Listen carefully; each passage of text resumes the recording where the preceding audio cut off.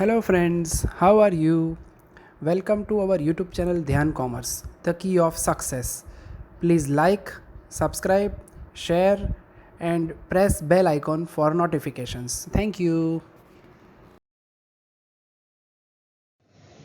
जय माता जी all dear students, welcome to online lecture of Dhyan commerce MCom semester 4 के अंदर आज हम टैक्सेशन सब्जेक्ट के अंदर यूनिट नंबर 2 स्टार्ट करने वाले हैं, गुड्स एंड सर्विस टैक्स, जिसके अंदर हम देखने वाले हैं जीएसटी रिलेटेड कंसेप्ट्स, इंट्रोडक्शन, उसके कैरेक्टरिस्टिक्स एंड उसके बेनिफिट्स। तो चलिए हमारा पहला क्वेश्चन स्टार्ट करते हैं। अब जीएसटी समझने से पहले हमें टाइप्स ऑफ टैक्सेस पता होना चाहिए। तो सबसे पहले हम टाइप्स ऑफ टैक्सेस देखेंगे। First one is direct taxes. A tax which is paid by person on whom it is imposed is known as direct tax. मतलब जिस पर्सन पे टैक्स इम्पोज हुआ हो वही पर्सन खुद टैक्स पे करे, उसे डायरेक्ट टैक्स बोला जाता है। For example income tax, gift tax, wealth tax etcetera. And second indirect taxes. Indirect taxes मतलब क्या होता है? तो जिस पर्सन पे टैक्स इम्पोज हुआ हो वो अपना बर्डन ऑफ टैक्स किसी और पर्सन पे ट्रांसफर कर दे, तो उसे इनडायरेक्ट टैक्सेस बोला जाता है। When a person pass his tax liability to some other person is known as indirect taxes. Clear? For example, value added tax, service tax, excise duty, octroi duty, custom duty, central sales tax, etc. Question number 1, concept and introduction of goods and service tax। ये question Gujarat university 2018 में आ चुका है। सबसे पहले हम देखेंगे history of indirect taxation. जब जीएसटी इम्प्लीमेंट हुआ तो उसके पहले हमें पता है कि इनडायरेक्ट टैक्सेस अवेलेबल थे, एप्लीकेबल थे। तो सबसे पहले हम उसकी हिस्ट्री देखेंगे। An indirect tax is a tax which is paid to the government by one entity in the total supply chain, but ultimately it is passed on to the customer or consumer by adding the same in the price of goods or services। मतलब हमें पता है कि जो tax होता है वो हमें गवर्नमेंट को पे करना होता है, लेकिन गवर्नमेंट को कौन पे करता है? तो business entity in the total supply chain. Supply chain हमें पता है, फर्स्ट आता है मैन्युफैक्चरर, उसके बाद होलसेलर, उसके बाद retailer and then last one is customer या फिर कंज्यूमर। तो जो टोटल सप्लाई चेन होती है उसमें से बिजनेस एंटिटी गवर्नमेंट को टैक्स पे करता है, लेकिन बिजनेस एंटिटी क्या करता है? तो वो अपना burden of tax ultimately customer को पास कर देता है।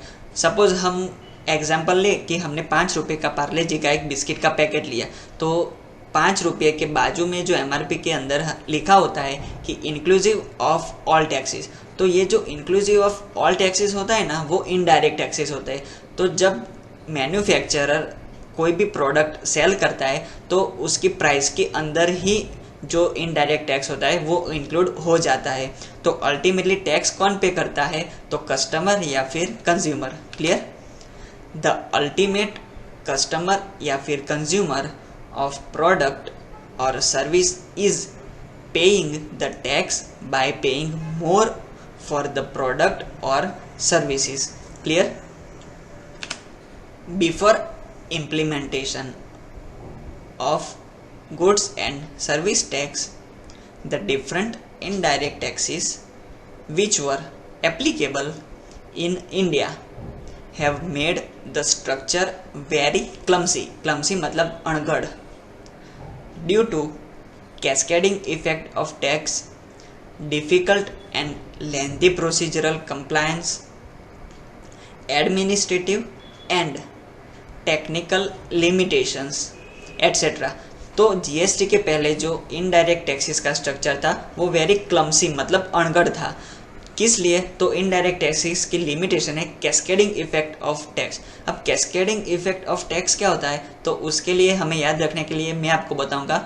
एक सनी देओल का मूवी का डायलॉग है कि तारीख पे तारीख, तारीख पे तारीख। तो यहाँ पर क्या याद रखना है हमें? टैक्सेस पर टैक्सेस, टैक्सेस पर टैक्सेस। तो कैस्केडिंग इफेक्ट ऑफ टैक्स में टैक्स के ऊपर टैक्स लगता है। सपोज हमने कोई एक टैक्स लगा है तो उसके ऊपर भी टैक्स लगेगा, टैक्स के ऊपर भी टैक्स लगेगा। तो ये हटाने के लिए हमने जीएसटी एप्लीकेबल किया। देन दूसरी लिमिटेशन है difficult and lengthy procedural compliance. तो ये जो टैक्स पे करने की प्रोसीजर थी वो वेरी डिफ़िकल्ट एंड लेंथी थी। फिर एडमिनिस्ट्रेटिव एंड टेक्निकल लिमिटेशंस, तो ये सभी लिमिटेशंस को हटाने के लिए हमने जीएसटी एप्लीकेबल किया। Clear? There were varied indirect taxes applicable before implementation of GST. जब जीएसटी इम्प्लीमेंट हुआ तो उसके पहले इनडायरेक्ट टैक्सेस कौन से एप्लीकेबल थे? तो सेंट्रल लेवल के excise duty, service tax, custom duty etcetera, and state level के central sales tax, value added tax, octroi duty etcetera. Clear? तो ये central level and state level के जो इनडायरेक्ट टैक्सेस थे उनको हटा दिया और उसकी जगह पे एक ही टैक्स अब एप्लीकेबल है, goods and service tax. Clear? Now introduction of goods and service tax. France was the first country to implement the GST in 1954, and since then an estimated 160 countries have adopted this tax system in some form or another। मतलब France जो है वो first country है जिसने GST apply किया था इन 1954 में। Then अभी फ़िलहाल 160 कंट्रीज़ में जीएसटी सिस्टम चल रही है। Next, the government of India has mooted an idea to replace the present indirect tax by a new and common indirect tax, namely goods and service tax, that is GST, with effect from 1st July 2017। Government of India ने सभी indirect taxes रद्द कर दिए, abolish कर दिए, and 1 जुलाई 2017 से goods and service tax नाम का इनडायरेक्ट टैक्स इम्प्लीमेंट किया। सभी इनडायरेक्ट टैक्सेस की जगह पे एक common indirect tax, goods and service tax. The goods and service tax is an indirect sales tax that is applied to the cost of certain goods and services। मतलब goods and service tax जो है वो एक प्रकार का indirect sales tax है जो कुछ गुड्स एंड सर्विस पे अप्लाई होता है। मतलब गुड्स एंड सर्विस पे ही अप्लाई होने वाला इनडायरेक्ट टैक्स है। The business adds the GST to the price of the product.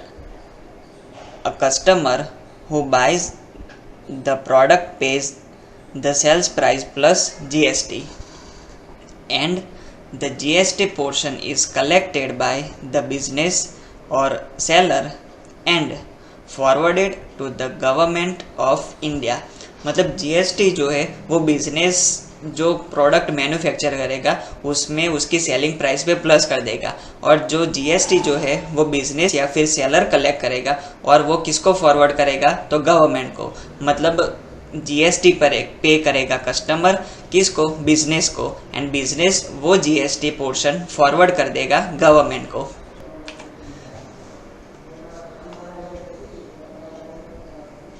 Most countries with a GST have a single unified GST system, which means that a single tax rate is applied throughout the country।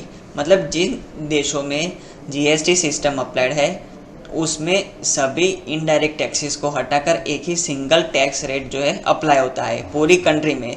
Suppose पहले क्या होता था कि गुजरात में जो indirect taxes थे उसके rate अलग होते थे, और जो दूसरे राज्य होते हैं, सपोज महाराष्ट्र हम ले लेते, तो उसमें जो इनडायरेक्ट टैक्सेस थे उसके रेट अलग होते। तो जीएसटी में क्या होगा कि पूरे देश में सभी राज्यों में एक ही सिंगल टैक्स रेट अप्लाई होगा। क्लियर? तो ऐसे सभी देशों में ऐसे यूनिफाइड जीएसटी सिस्टम अप्लाइड है। A country with a unified GST platform merge central taxes, for example sales tax, excise duty and service tax, with state level taxes. State level taxes कौन से? Entertainment tax, entry tax, transfer tax and luxury tax, and collects them as one single tax. मतलब central taxes and state level taxes, केंद्र सरकार के indirect taxes and state level के राज्य सरकार के इनडायरेक्ट टैक्सेस, वो सभी को मर्ज कर दिया और वो सभी को एक ही सिंगल टैक्स के अंदर कलेक्ट करना शुरू कर दिया, that is GST system. Anyone selling goods और providing services worth more than ₹20 lakhs must get registered under GST system. मतलब जिस बिजनेस का टर्नओवर 20 लाख से ज़्यादा हो उसे कंपलसरी जीएसटी टैक्स सिस्टम में रजिस्टर्ड होना कंपलसरी है। Tax payers with an aggregate turnover of ₹20 lakhs would be exempted from tax with effect from 1st April 2019, the limit raised to ₹40 lakhs। मतलब जो टैक्स पेयर होता है उसका turnover अगर 20 लाख से कम हो तो उसे कोई भी जीएसटी टैक्स पे नहीं करना होता है, लेकिन उसे रजिस्टर तो करवाना होता है, लेकिन उस पर जो टैक्स लगेगा वो नील होगा। मतलब उसकी सारी जो goods and service providing activity होगी वो सभी एग्जम्प्टेड रहेगी। लेकिन 1 अप्रैल 2019 से ये लिमिट बढ़ाकर 40 लाख कर दी गई है। तो जब तक 40 लाख के नीचे टर्नओवर रहेगा कोई भी टैक्स पेयर का तो उसे कोई भी जीएसटी टैक्स पे नहीं करना होगा। And for special category states the exempted limit would of ₹10 lakhs with effect from 1st April 2019, the limit raised to ₹20 lakhs। मतलब जो स्पेशल कैटेगरी स्टेट्स में आते हैं, मतलब नॉर्थ ईस्टर्न उत्तर पूर्वीय राज्य, तो वहाँ क्या होगा कि उनका टर्नओवर 10 लाख से कम हो तो वो एग्जम्पशन में आएगा। लेकिन 1 अप्रैल 2019 से ये लिमिट बढ़ाकर 20 लाख कर दी गई है फॉर स्पेशल कैटेगरी स्टेट्स।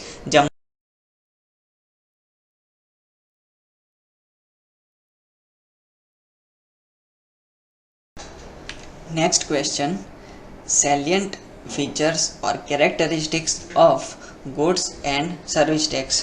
मतलब जीएसटी के जो मेन कैरेक्टरिस्टिक्स है उसके बारे में हम डिस्कशन करेंगे। One nation one tax concept, हमें पता है कि सभी इनडायरेक्ट टैक्सेस जो है उसको अबॉलिश कर दिया और उसकी जगह पे one nation one tax implement हुआ GST.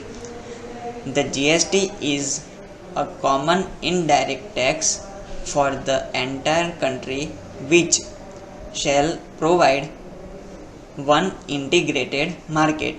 It is a single tax on the supply of goods and services right from the manufacturer to the ultimate consumer by integrating huge number of central and state taxes into a single tax।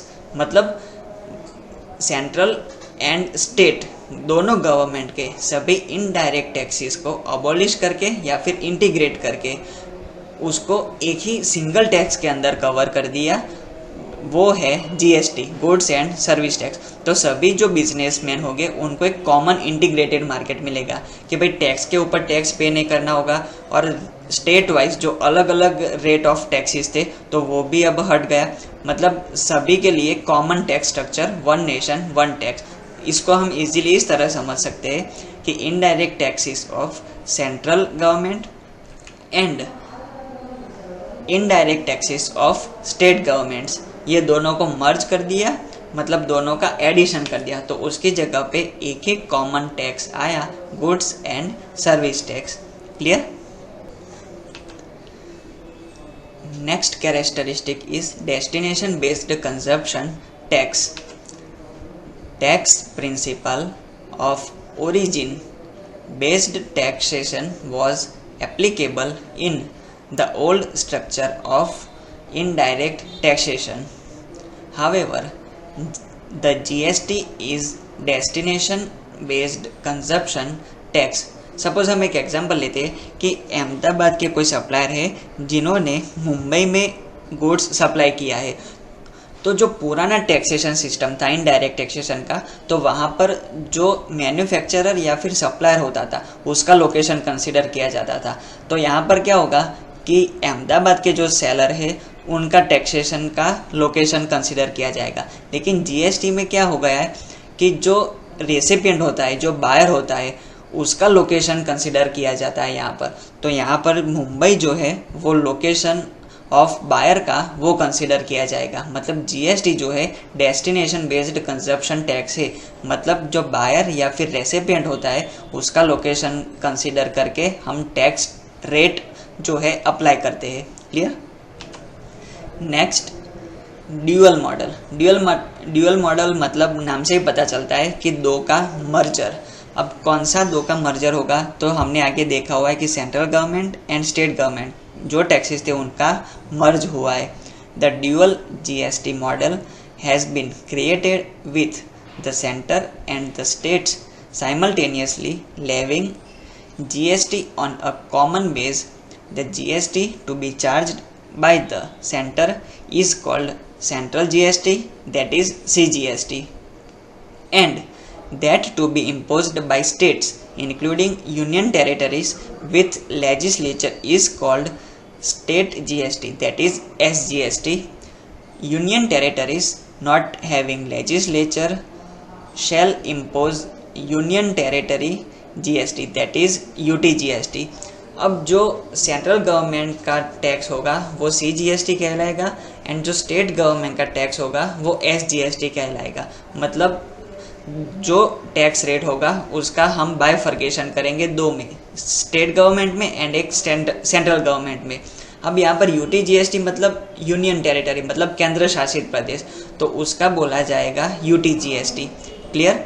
UTGST या फिर SGST plus CGST ये हमारे लिए intra state supply में tax rate apply करने के लिए important है। Clear. Next characteristics, integration. In case of inter state supply of goods and और services including transfers of stock, an integrated GST that is known as IGST shall be imposed. Import of goods shall be considered as interstate supplies and would be subject to IGST. मतलब जब interstate supply हो एक राज्य से दूसरे राज्य के बीच में, तब हम IGST जो है अप्लाई करेंगे एक राज्य से दूसरे राज्य के ट्रांजेक्शन पर। एंड जब इंपोर्ट एक्सपोर्ट का ट्रांजेक्शन हो तो वहाँ पर भी हम IGST एप्लीकेबल करेंगे। मतलब जब एक राज्य के अंदर कोई भी ट्रांजेक्शन होता है तो वो इंट्रा स्टेट सप्लाई कहलाएगा और उसमें CGST प्लस SGST अप्लाई होगा, जो कि हमने आगे देखा। एंड जब एक राज्य से दूसरे राज्य में ट्रांजेक्शन होता है तो वो इंटर स्टेट सप्लाई कहलाएगा एंड उसमें IGST एप्लीकेबल होगा। Next feature, registration. अब कोई भी बिजनेस यूनिट रजिस्ट्रेशन कब करवाएगा, तो हमने आगे उसकी लिमिट देखी है। 20 लाख से ऊपर अगर उसका टर्नओवर जाता है तो application for registration is to be filled within 30 days from the date on which the threshold limit is crossed. Registered person shall be granted state wise PAN based 15 digits GST और UIN। मतलब जब threshold limit मतलब 20 लाख की limit है, लेकिन 1 अप्रैल 2019 से ये limit बढ़ाकर 40 लाख मतलब 40 लाख कर दी गई है, तब उससे ज़्यादा अगर ट्रांजैक्शन होता है, टर्नओवर होता है, तो 30 दिन के अंदर वो बिजनेस यूनिट को रजिस्ट्रेशन की एप्लीकेशन कर देनी है एंड उसे एक पर्टिकुलर यूनिक आइडेंटिफिकेशन नंबर मिलेगा या फिर GSTN मतलब goods and service tax payer identification number मिलेगा। पान बेस्ड मतलब जो पान रजिस्टर्ड हुआ है परमानेंट अकाउंट नंबर उसके हिसाब से। Clear. Next feature, merger of central indirect taxes. मतलब सेंट्रल गवर्नमेंट के जो इनडायरेक्ट टैक्सेस थे वो मर्ज हुए हैं, उसकी लिस्ट हम देखेंगे। GST has replaced the following taxes which used to be levied and collected by the centre. मतलब सेंट्रल गवर्नमेंट जो टैक्स लेवी करती थी एंड कलेक्ट करती थी वो कौन से इनडायरेक्ट टैक्सेस थे? First, central excise duty. Second, duties of excise, medicine and toilet preparations. Third, additional duties of excise, goods if special importance. Fourth, additional duties of excise, textiles and textile products.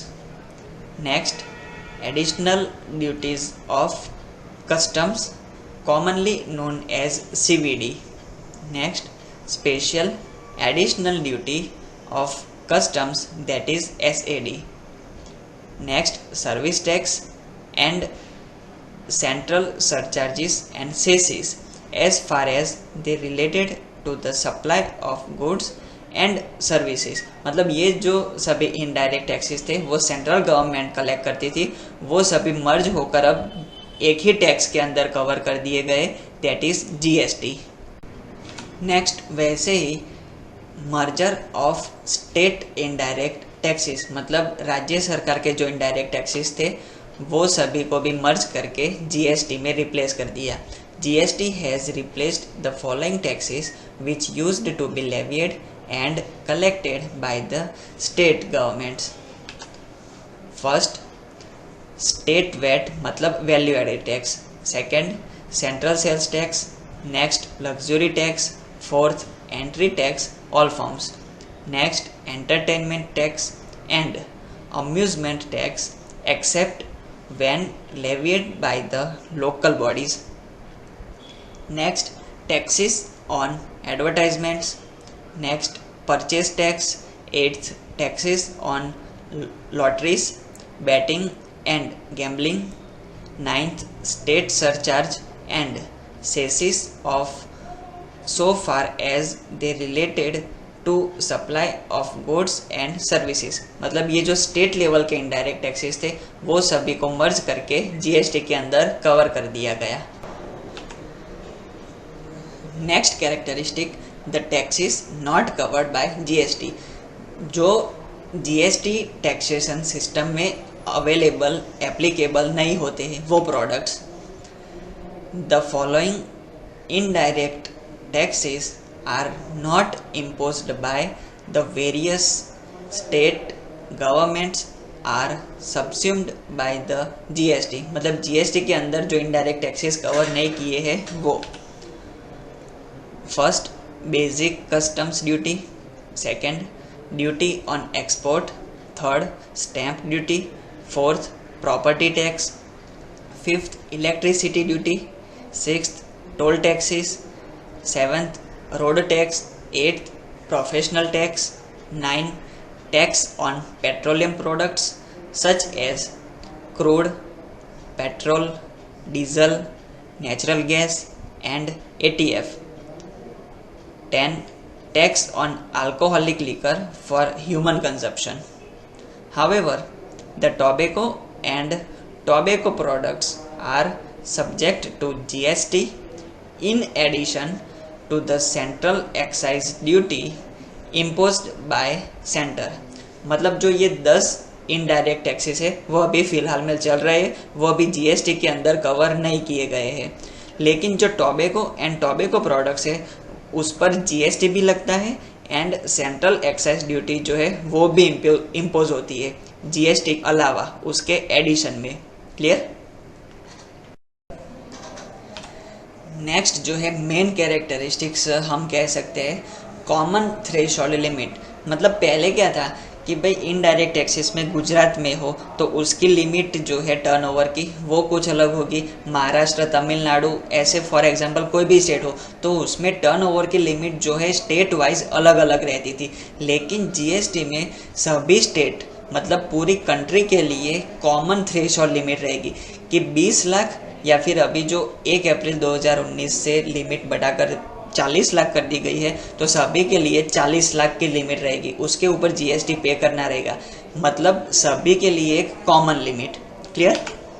चलिए अब हम उसको detail में discuss करते हैं। A common threshold exemption is applicable in case of both CGST and SGST.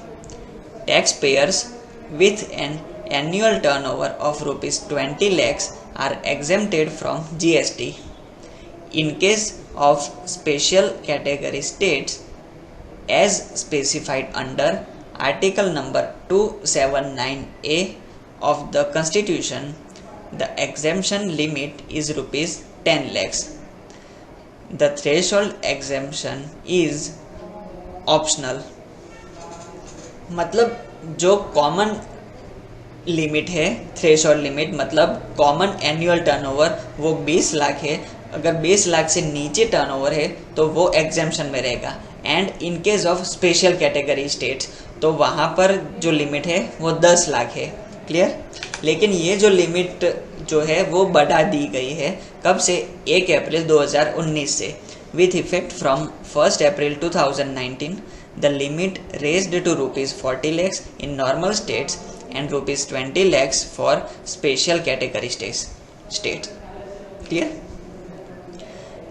Next characteristic, rates of taxes. मतलब GST का जो टैक्स स्लैब है वो CGST, SGST और UTGST and IGST are imposed at rates as mutually agreed upon by the center and the states under the guidance of the GST Council. Various rates of GST are imposed ranging from 0%, 5%, 12%, 18% and 28% special rates for those opted for composition scheme. मतलब ये जो हमें tax slab दिया गया हुआ है कि 0% से लेके 28% तक का टैक्स स्लैब है और वो रेट्स के अंदर जो है प्रोडक्ट्स डिवाइड कर दी गई है, क्लासिफाइड कर दी गई है. और जो कंपोजिशन स्कीम है उसका हम मेन जो डिटेल में क्वेश्चन है वो आगे हम डिस्कस करेंगे. तो कंपोजिशन स्कीम के लिए एक अलग स्पेशल रेट्स होता है. तो ये जो टैक्स स्लैब है वो जीएसटी का है. Clear. Next, compounding of consumption scheme. अब ये जो स्कीम है वो स्पेशली स्मॉल टैक्स पेयर के लिए डिज़ाइन की गई हुई है.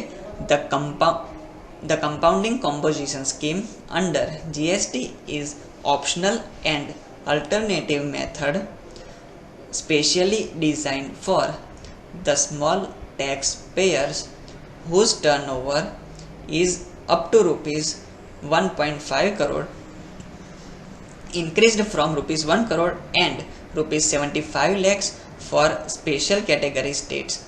मतलब जिसका टर्नओवर 1.5 करोड़ से कम हो एंड स्पेशल कैटेगरी स्टेट्स में जो आते हैं उनके लिए 75 लाख से कम हो तो यही जो टैक्स पेयर होंगे वो ये स्कीम का बेनिफिट ले सकेंगे. अब इसमें क्या होगा कि टर्नओवर इससे कम है ये लिमिट से तो उनको एक फिक्स रेट पे जीएसटी पे कर देना है. 0% से लेके 28% का जो टैक्स स्लैब है उसके अंदर वो एप्लीकेबल नहीं होंगे. अगर ये स्कीम के लिए अप्लाई करते हैं तो फिक्स रेट पे इनको टैक्स पे कर देना है. अगर 1.5 करोड़ या फिर स्पेशल कैटेगरी स्टेट्स के लिए 75 लाख ये लिमिट से कम टर्नओवर हो तभी ये स्कीम का हम बेनिफिट ले सकते हैं. क्लियर. नेक्स्ट क्वेश्चन, बेनिफिट्स और advantages of goods and service tax. Most time पे हम क्वेश्चन कह सकते हैं क्योंकि गुजरात यूनिवर्सिटी 2018 में पूछा जा चुका है. First benefit, eliminating the cascading effect of tax. Cascading effect of tax हमने आगे देखा हुआ है कि टैक्स के ऊपर टैक्स मतलब मल्टीपल लेवल ऑफ पॉइंट्स जो टैक्सेस के थे उन सभी को गुड्स एंड सर्विस टैक्स के इम्प्लीमेंट होने से रद्द कर दिया, मतलब एलिमिनेट हो गया. In GST all central and state taxes merged, so it definitely put a stop to cascading of taxes. GST is a uniform tax shall be available on all goods and services at each and every stage of supply chain. मतलब multiple level जो points थे indirect taxes के वो सब दूर कर दिए और उसकी जगह पे एक ही टैक्स आया, गुड्स एंड सर्विस टैक्स, मतलब एक ही बार टैक्स पे करना रहता है, टैक्स के ऊपर टैक्स पे नहीं करना रहता है। तो ये मेन बेनिफिट है। Next, increase in tax revenue and growth of GDP. अब जीएसटी इम्प्लीमेंट होने से जो टैक्स रेवेन्यू थी वो इंक्रीज हुई है एंड हमारे जीडीपी में जो है उसका भी डेवलपमेंट हुआ है, ग्रोथ हुआ है। देयर में ऑल्सो भी revenue gain for the centre and the state due to widening of the tax base, increase in trade volumes and improve tax compliance. मतलब जो हमारा ट्रेडिंग था, ट्रांजेक्शन्स था, उसका वॉल्यूम्स में इंक्रीमेंट हुआ है, तो उसके हिसाब से टैक्स भी ज़्यादा मिला है गवर्नमेंट को। तो जीएसटी आने से, ट्रांजैक्शन बढ़ने से, ट्रेडिंग ज़्यादा होने से टैक्स की रेवेन्यू भी ज़्यादा हुई है। Next benefit, competitive export market. अब जीएसटी आने से एक जो मेन लिमिटेशन थी, कैस्केडिंग इफेक्ट ऑफ टैक्स, वो दूर हो गई। तो उसके कारण से कॉम्पिटिटिव एक्सपोर्ट मार्केट हुआ। कैसे? तो introduction of GST would also make our products competitive in the domestic and international market. Studies show that this would instant spur economic growth. मतलब जीएसटी आने से जो मल्टीपल लेवल ऑफ पॉइंट्स थे, indirect taxes थे, उसकी जगह पे अब एक बार टैक्स पे करना रहता है। मतलब जो मैन्युफैक्चरर थे या फिर बिजनेसमैन थे, उनको कम टैक्स पे करना रहता है। अगर कम टैक्स पे करेंगे तो उतना ही प्रोडक्शन ज़्यादा होगा, और जितना प्रोडक्शन ज़्यादा होगा उतनी ही मार्केट में तेज़ी रहेगी। तो उसके हिसाब से जो हमारा मार्केट था वो कॉम्पिटिटिव हो गया, क्योंकि सभी के लिए मैन्युफैक्चरिंग बढ़ गया, इंक्रीमेंट हुआ है। Next advantage, transparency and reliability. This tax, because of it transparent character, would be easier to administer. मतलब ये जो जीएसटी है वो हमें ऑनलाइन पे करना रहता है, तो उसके हिसाब से ये जो पूरी प्रोसीजर है वो ट्रांसपेरेंट हो गई है। मतलब कोई भी टैक्स चोरी नहीं कर सकता, तो उसके हिसाब से उसका जो हमें एडमिनिस्ट्रेशन करना रहता है तो वो इजी हो गया। Next, speedy supply of goods and services. मतलब जो हमारी चेन है, मैन्युफैक्चरर से होलसेलर, होलसेलर से रिटेलर एंड रिटेलर से कस्टमर, ये जो चेन है वो स्पीडी हो गई जीएसटी से।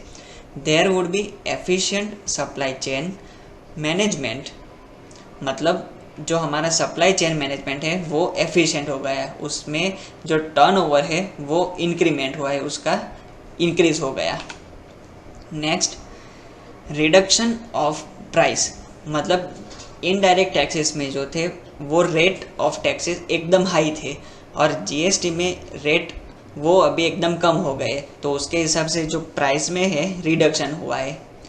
As due to GST the cascading effect of taxes, that is tax on taxes, shall be removed, and secondly the ITC, that is input tax credit, shall be available on all goods and services each and every stage of supply chain. मतलब जो tax पर tax थे, cascading effect of tax, वो eliminate हो गई। And secondly जो input tax credit है, input tax credit मतलब जो हम परचेज करते हैं रॉ मटेरियल, उसके ऊपर जो टैक्स हमें पे करना होता है वो हमें बाद में रिफंड मिल जाता है, मतलब क्रेडिट मिल जाती है। तो उसके हिसाब से जो हमारा प्राइस होगा वो रिड्यूस होगा। So now the final price of goods or services is expected to be lower due to seamless flow of input tax credit between the manufacturer, retailer and service provider. This shall lead to reduction in the prices charged to the ultimate consumers. Clear? तो GST से और input tax credit से जो product की final price होगी वो reduce होगी और उसके हिसाब से हमारा जो टर्नओवर है वो इंक्रीमेंट होगा। Clear? Next benefit, simpler tax administration structure. GST shell provide simpler tax administration structure with a fewer exemptions। मतलब हमारा जो पहले का इनडायरेक्ट टैक्सेशन सिस्टम था वो काफ़ी कॉम्प्लिकेटेड था, लेकिन जीएसटी आने से वो सिंपल हो गया है। हमारा पूरा जो कर प्रशासन है, टैक्स एडमिनिस्ट्रेशन, जीएसटी से एकदम सिंपल हो गया है। मतलब वन नेशन वन टैक्स, उसमें कोई भी कॉम्प्लिकेशन अब नहीं रहा है। Next benefit, lowering of tax rate. पहले इनडायरेक्ट टैक्सेस थे, उसमें टैक्स रेट एकदम हाई थे, लेकिन जीएसटी में हम देख सकते हैं कि 0% से लेके 28% तक सिंपल हो गए, टैक्स स्लैब एकदम कम हो गया है। For the consumer the biggest gain would be in terms of reduction in the overall tax burden on goods, which is currently estimated at 25% to 30%। हमें पता है कि इनडायरेक्ट टैक्सेस जो है वो अल्टीमेटली कस्टमर को पे करना होता है, तो कस्टमर पहले जो था इनडायरेक्ट टैक्सेशन में वो ज़्यादा टैक्स पे करता था, लेकिन जीएसटी आने से अराउंड 25 to 30% जो है उसका टैक्सेशन बर्डन कम हो गया है जीएसटी से। मतलब हम कह सकते हैं कि कस्टमर का जो टैक्स बर्डन है वो जीएसटी से 25 से 30% कम हो गया है। Next benefit, reduction in cases of tax evasion. मतलब टैक्स कर चोरी अभी जो है वो एकदम रिड्यूस हो गई है, क्योंकि जो जीएसटी हमें पे करना होता है वो ऑनलाइन हो गया है। मतलब ऑनलाइन होने से हमारा जो पूरा सिस्टम है वो एकदम ट्रांसपेरेंट हो गया है, तो उस हिसाब से जो टैक्स चोरी थी वो भी कम हो गई। It would reduce the chances of tax evasion. Clear? Next benefit, shift towards organised sector. मतलब हमारा पहले का जो इनडायरेक्ट टैक्सेशन सिस्टम था वो अनऑर्गेनाइज्ड था, मतलब असंगठित। लेकिन जीएसटी ने क्या किया कि central government and state governments दोनों के टैक्सेस को मर्ज कर दिया और एक ही कर अभी एप्लीकेबल है जीएसटी। तो उसके हिसाब से हम कह सकते हैं कि it would promote the shift from unorganised sector to organised sector. Clear? मतलब अभी सभी इनडायरेक्ट टैक्सेस एक हो गए हैं, तो वो संगठित हो गए। तो हम कह सकते हैं कि हमारा पहले का जो टैक्स स्ट्रक्चर था वो अनऑर्गेनाइज्ड था एंड अभी फ़िलहाल जो जीएसटी है वो ऑर्गेनाइज्ड सेक्टर हो गया। क्लियर? नेक्स्ट मेन बेनिफिट हम कह सकते हैं input tax credit. There would be seamless flow of input tax credit, short में हम बोल सकते हैं ITC. The suppliers, manufacturers, wholesalers and retailers are able to recover GST incurred on input cost as tax credits. This reduces the cost of doing business, thus enabling fairer prices for consumers. Input tax credit क्या होता है कि हम जो raw material है वो purchase करते हैं, इनपुट करते हैं, तो उसके ऊपर जो टैक्स लगता है वो हम आउटपुट टैक्स के ज़रिए हम रिकवर कर सकते हैं उसके माध्यम से। तो जो मैन्युफैक्चरर्स होते हैं उनके लिए इनपुट टैक्स क्रेडिट एक मेन इम्पोर्टेंट रहता है, क्योंकि वो जो जीएसटी पे करता है वो रिकवर हो जाता है इनपुट टैक्स क्रेडिट से।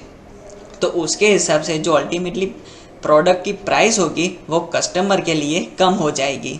तो उस हिसाब से जो मैन्युफैक्चरर है उनके लिए इनपुट टैक्स क्रेडिट से जो प्रोडक्ट की प्राइस होगी वो फेयर होगी। मतलब वो ज़्यादा प्राइस नहीं लेंगे, क्योंकि उनको जो इनपुट टैक्स लगता है वो उनके लिए क्रेडिट हो जाएगा। Clear? Next benefit, common procedures. मतलब सभी के लिए कॉमन प्रोसीजर। पहले इनडायरेक्ट टैक्सेशन सिस्टम में क्या था कि स्टेट वाइज अलग प्रोसीजर थी। GST provides common tax base, common procedures for registration, refund of taxes, uniform formats of tax return, common system of classification of goods and services. This shall provide the businesses a greater faith to taxation system.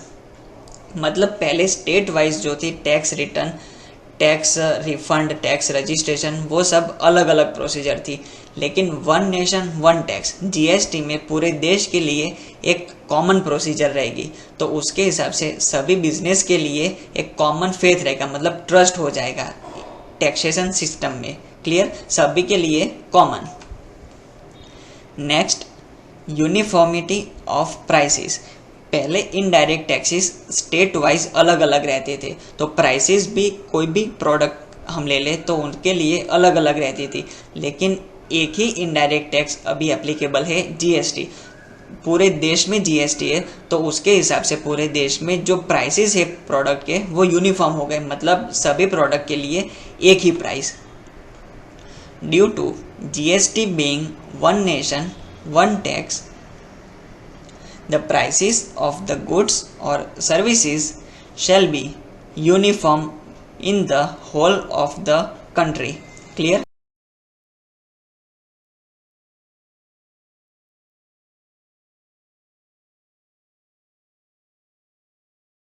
Please like, subscribe, share and press bell icon for notifications.